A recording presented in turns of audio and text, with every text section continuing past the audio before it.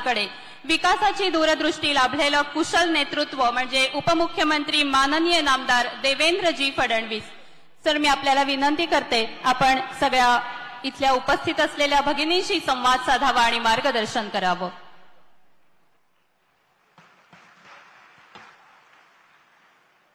हिंदवी स्वराज्याचे सरसंस्थापक छत्रपती शिवरायांना मानाचा मुजरा करतो. भारतीय राज्यघटनेचे शिल्पकार भारतरत्न डॉक्टर बाबासाहेब आंबेडकर यांना मानवंदना अर्पित करतो. खऱ्या अर्थानं ज्यांनी स्वराज्याकरता शिवरायांना घडवलं ते आई जिजाऊंच्या चरणी नतमस्तक होतो. आणि आज ज्यांची पुण्यतिथी आहे त्या राजमाता राष्ट्रमाता अहिल्यादेवी होळकर यांच्याही चरणी नतमस्तक होतो. खरं म्हणजे जळगावला आल्यानंतर आई मुक्ताई आणि बहिणाबाई यांचा देखील आपल्याला उल्लेख केलाच पाहिजे. त्यांनाही वंदन करतो. आणि खऱ्या अर्थानं आमच्या माता भगिनींना ज्यांनी शिक्षण दिलं आणि वंचित शिक्षणापासून ज्या होत्या त्यांना शिक्षणापर्यंत पोहोचवलं त्या सावित्रीबाई फुले यांनाही वंदना अर्पित करतो.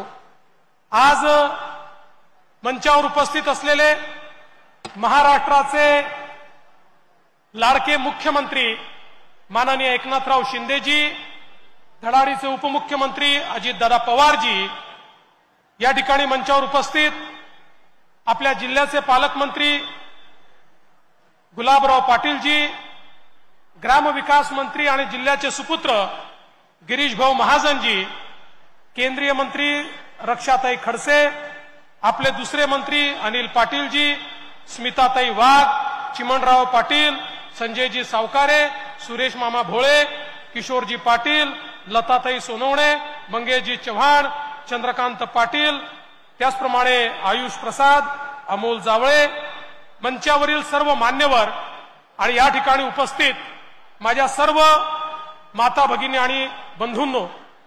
खरं म्हणजे बंधू कमी आहेत, आज चांगला आहे. नेहमी बंधूच जास्ती असतात, पण आज लाडक्या बहिणी या ठिकाणी आहे. सर्व लाडक्या बहिणींना माझा नमस्कार. खरं म्हणजे आज अतिशय आनंदाची गोष्ट आहे की लाडक्या बहिणींना भेटण्याकरता माननीय मुख्यमंत्र्यांच्या नेतृत्वामध्ये आम्ही आमचा दौरा सुरू केला आणि सर्वात पहिल्यांदा जळगाव जिल्ह्यापासून याची सुरुवात केली.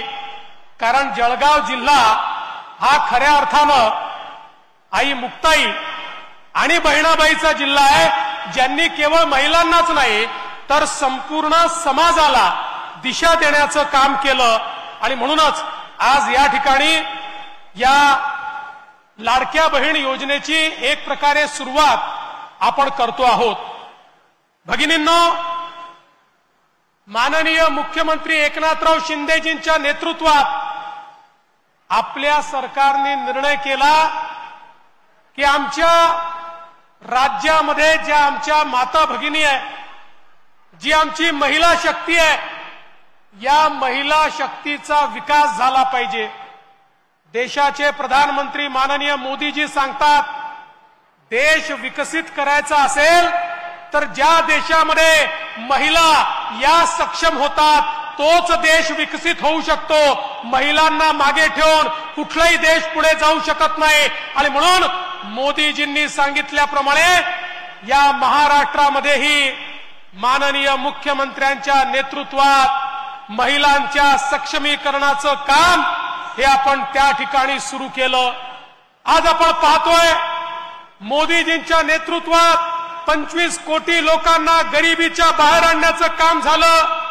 आज या ठिकाणी आमच्या बचत गटाच्या माध्यमातून मोदीजींनी लखपती दीदींचा कार्यक्रम आखला, तर आमच्या गिरीश भाऊंच्या नेतृत्वात महाराष्ट्रामध्ये 15 लाख आमच्या बचत गटाच्या महिला या लखपती दीदी झाल्या. त्यांच्या सन्मानाकरता मोदीजी 25 तारखेला याच जळगावामध्ये येणार आहेत आणि कोट्यावधी महिलांना त्या ठिकाणी लखपती दीदी बनवायचा आमचा प्रयत्न आहे. महाराष्ट्रामध्ये 6.5 लाख बचत गटाच्या माध्यमातून 65 लाख कुटुंबांना आपण जोडलाय.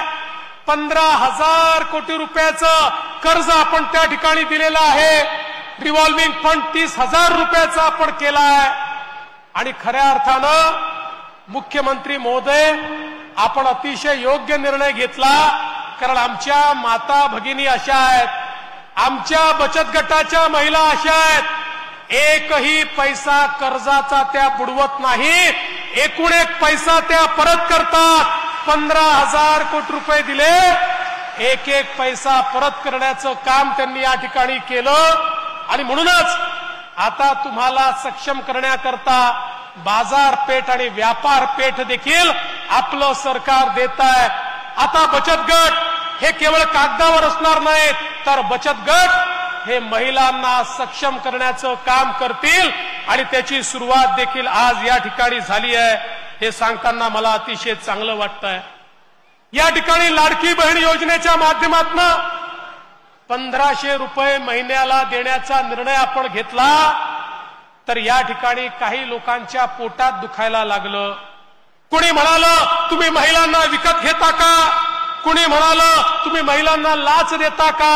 अरे नालायकांनो, तुम्हाला कधीतरी बहिणीचं प्रेम समजेल की नाही. अरे बहिणीच्या प्रेमाचं मोल नसतं. बहिणी ज्यावेळेस प्रेम करतात, भरभरून करतात. आमच्या बहिणी तर अशा आहे, एक वेळ स्वतः जेवणार नाही, पण भावाला त्या ठिकाणी जेवू घालतील. आपल्या भावाकरता काही पण करण्याची त्या ठिकाणी इच्छाशक्ती आमच्या बहिणींमध्ये असते.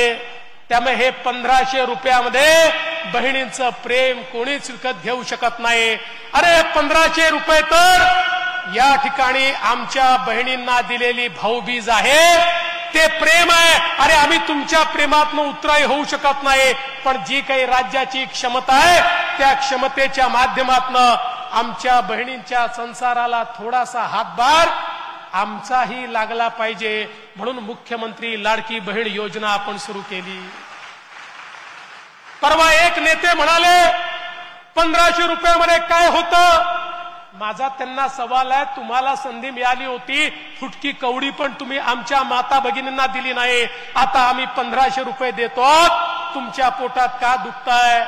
भगिनींनो, या सावत्र भावांपासून तुम्हाला सावधान राहावं लागेल, ज्यांना तुम्हाला मिळणारे 1,500 रुपये पचत नाही आहे.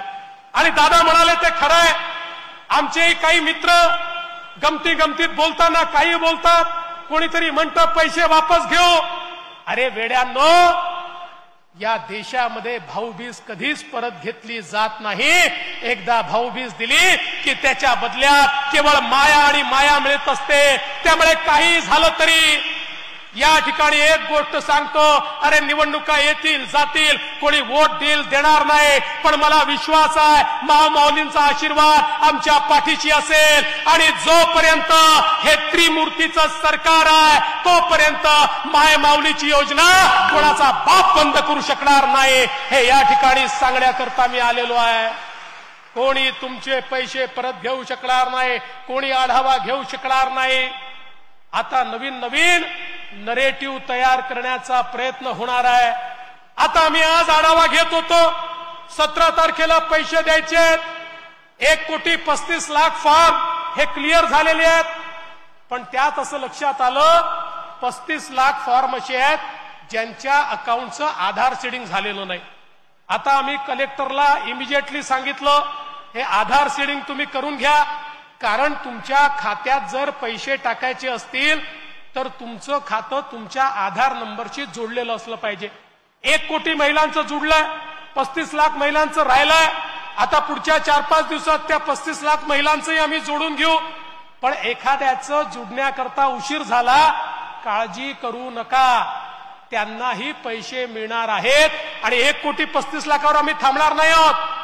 या 31 ऑगस्ट पर्यंत ज्यांचे फॉर्म आले आहेत त्यांना जुलै आणि ऑगस्ट महिन्याचे दोन्ही महिन्याचे पैसे देऊ, सप्टेंबरमध्ये तिन्ही महिन्यांचे पैसे देऊ, ऑक्टोबर पर्यंत त्या ठिकाणी आपल्याला दर महिन्यात हे पैसे आम्ही देत राहू. त्यामुळे एखाद्याच्या खात्यात काही चूक झाली, फॉर्म मध्ये चूक झाली की लगेच तुमचे सावत्र भाऊ तुमच्यापर्यंत येतील आणि तुम्हाला सांगतील, बघा बघा तुम्हाला दिलं नाही, तुमचे पैसे नेले, तुमचे पैसे मिळणार नाही. या सावत्र भावांपासून सावध राहा. तुमचे सख्खे भाऊ मंचावर बसलेले आहेत, ते तुम्हाला वंचित राहू देणार नाही. आज आपल्या मुख्यमंत्र्यांच्या नेतृत्वात 3 सिलेंडर देण्याची योजना आपण केली. मुख्यमंत्र्यांच्या नेतृत्वात एसटी मध्ये मोफत प्रवासाची योजना केली. एसटी मध्ये मोफत प्रवासाची योजना केल्याचा फायदा काय झाला माहितीये? आमच्या सगळ्या महिला एसटीत इतक्या मोठ्या प्रमाणात प्रवास करायला लागल्या. आमची तोट्यात असलेली एसटी ही आता फायद्यात यायला लागली, कारण महिलांनी ठरवलं आणि एसटीला फायद्यामध्ये त्या ठिकाणी आणलं. आणि आता तर आमच्या माता भगिनी घरच्या नवऱ्याला सांगतात, तुम्ही जिल्ह्याला गेले तर डबल खर्च आहे, मी गेली तर अर्धाच खर्च आहे, तुम्ही घरी बसा, मी जाऊन काम करून येते. आणि त्या ठिकाणी जिल्ह्याला जाऊन काम करून येतात. पण आता एक लक्षात ठेवा, नवरे हुशार आहेत. तुम्हाला लाडक्या बहिणीचे पैसे मिळाल्याबरोबर सांगतील, तू लग्नाला जा, एसटी मध्ये तुला अर्धा खर्च येतो आणि लग्नाचा अहेरही तू तुझ्या लाडक्या बहिणीच्या पैशातनं करून ये, असंही नवरे तुम्हाला सांगतील. त्यामुळे याच्यापासून सावध राहा. मला एक गोष्ट माहिती आहे, महिलांच्या हाती पैसे पडले तर त्या पैशाचा नीट उपयोग करतात, मुलांकरता करतात, संसाराकरता करतात, पुढची बचत कशी करता येईल करतात. माणसांच्या हाती पडले की ते कुठे जातील सांगता येत नाही, कुठल्या व्यसनात खर्च होतील हे सांगता येत नाही. आणि म्हणूनच महिलांनाच सक्षम करण्याचा निर्णय या ठिकाणी आम्ही घेतला. आणि त्या माध्यमातून खरं म्हणजे एक गोष्ट सांगितली पाहिजे की रोज हे जे नवीन नवीन या ठिकाणी खोटं सांगतात, या खोटं सांगणाऱ्या महाविकास आघाडीच्या नेत्यांना मी बहिणाबाईंच्या शब्दातच सांगू इच्छितो, इमानाले इसरला त्याले नेक म्हणू नये, जन्मदात्याले भोवला त्याले लेख म्हणू नये, ज्याच्यामध्ये नाही भाव त्याले भक्ती म्हणू नये, आणि ज्याच्यामध्ये नाही चिओ त्याले शक्ती म्हणू नये. अशा प्रकारे यांच्याबद्दल आमच्या बहिणाबाईंनीच त्या ठिकाणी लिहून ठेवलेलं आहे. आणि म्हणून खऱ्या अर्थानं मी तुम्हाला एवढंच सांगतो, आता काही लोक खोटं बोलून बोलून त्या ठिकाणी निवडणुका जिंकण्याचा प्रयत्न करतात. पहिल्यांदा संविधानाचा नरेटिव्ह तयार केला, म्हणाले आरक्षण रद्द करणार आहेत. आता सगळ्यांना समजलं आरक्षण रद्द होऊ शकत नाही, सुप्रीम कोर्टाने सांगितलेलं आहे. खऱ्या अर्थानं ज्यावेळी भारतरत्न डॉक्टर बाबासाहेब आंबेडकरांनी दिलेल्या आरक्षणाची सीमा त्या ठिकाणी संपली होती, त्यावेळेस ती सीमा वाढवण्याचं काम जर कोणी केलं असेल तर ते अटल बिहारी वाजपेयीजींनी त्या काळामध्ये केलं होतं. आणि त्यामुळे या ठिकाणी चंद्र आणि सूर्य जोपर्यंत आहे तोपर्यंत आरक्षण संपू शकत नाही माहिती असताना देखील खोटं बोल पण रेटून बोल असं करतात. निवडणुका आल्या की यांचे खोटे सगळं सुरू होतात. मग यांनी हिमाचल प्रदेशला घोषणा केली होती निवडणुकीच्या आधी, अशाच प्रकारची बहिणींना मदत करायची, केवळ 5 लाख बहिणींना मदत केली. कर्नाटकला घोषणा केली बहिणींना मदत करायची, एप्रिल पासून ते पैसे देखील त्यांनी दिले नाही. तेलंगणाला देखील त्यांनी घोषणा केली होती, 1 पैसा बहिणींना दिला नाही. पण बंधू भगिनींनो, हे तुमचं सरकार आहे, हे तुमचे भाऊ आहेत. ऍडव्हान्स मध्ये पैसे देऊन या योजनेची सुरुवात आम्ही करतोय. 17 तारखेपासून सगळ्यांच्या खात्यामध्ये त्या ठिकाणी खऱ्या अर्थानं हे पैसे पोचणार आहेत. आणि म्हणून मी आज तुम्हाला एवढंच सांगण्याकरता आलो आहे, आपल्या महिलांकरता ज्या सगळ्या योजना आहेत त्या आपले मुख्यमंत्री सांगतील. आमच्या मुलींकरता मुख्यमंत्री महोदयांनी मोफत शिक्षणाची व्यवस्था केलेली आहे. या सगळ्या गोष्टींचा फायदा घ्या. आज आपल्या कुटुंबाकरता या वेगवेगळ्या योजनांचा तुम्ही फायदा घ्या. आणि मला विश्वास आहे येत्या काळामध्ये महिला सक्षम झाल्यानंतर देशामध्ये माझ्या महाराष्ट्राला कोणीच थांबवू शकणार नाही. कारण या महाराष्ट्रामध्ये एक आई जिजाऊ ज्यावेळेस तयार होते त्यावेळेस ती आई जिजाऊ छत्रपती शिवराय तयार करते. आणि म्हणून या असंख्य आई जिजाऊंच्या लेकींना, या सावित्रीच्या लेकींना सक्षम करण्याचं काम आपण या निमित्ताने करतोय. मी केवळ आपला जास्त वेळ घेणार नाही, पण मुख्यमंत्री महोदय आले आहेत आणि अनेकांना भाषण करता आलं नाही.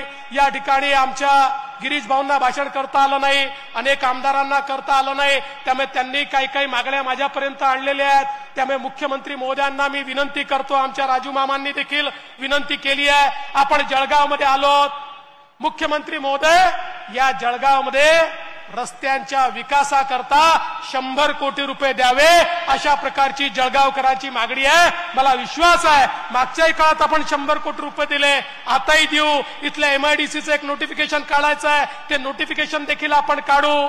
आणि गुलाबरावजी, नार पार गिरणाच्या संदर्भात कोणाच्या मनामध्ये शंका असेल तर ती काढून टाकावी. परवाच मी राज्यपालांची परवानगी नार पार करता घेतली आणि राज्यपालांचं पत्र देखील ट्विट केलेलं आहे. आणि नार पारचं पाणी आमच्या जळगाव जिल्ह्यामध्ये येण्यापासून आता कोणी थांबवू शकत नाही, हे तुम्हाला माननीय मुख्यमंत्री महोदयांच्या साक्षीनं या ठिकाणी सांगतो.